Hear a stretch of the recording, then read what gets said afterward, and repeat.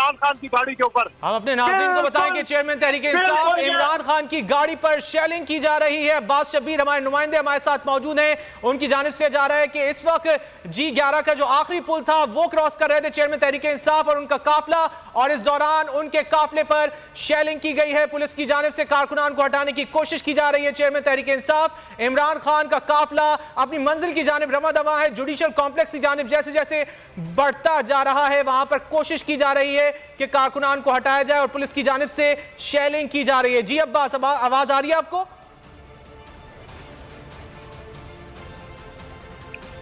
जी बिल्कुल, ये ऐसा मौका है कि इस वक्त तेज शेलिंग की जा रही है और हेवी शेलिंग हो रही है। इस वक्त दोनों तरफ से शेलिंग की जा रही है इमरान खान और तहरीक इंसाफ के इस काफिले के ऊपर।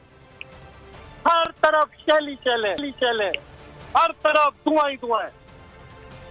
इस वक्त इमरान खान की गाड़ी बिल्कुल जुडिशल कॉम्प्लेक्स जहाँ पर कंटेनर लगे हैं, ये फैमिली मुतासिर हो रही है, यहाँ पर बच्चे मुतासिर हो रहे हैं।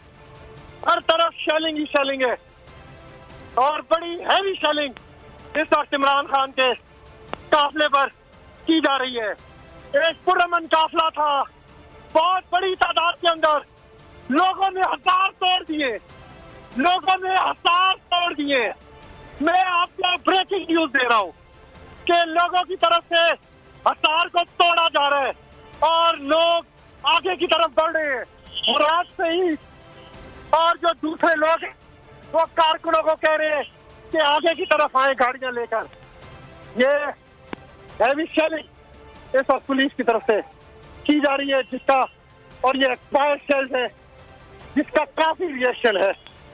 बहुत बड़ी तादाद में कारकुन है। इमरान खान की गाड़ी भी इसी काफिले के अंदर मौजूद है।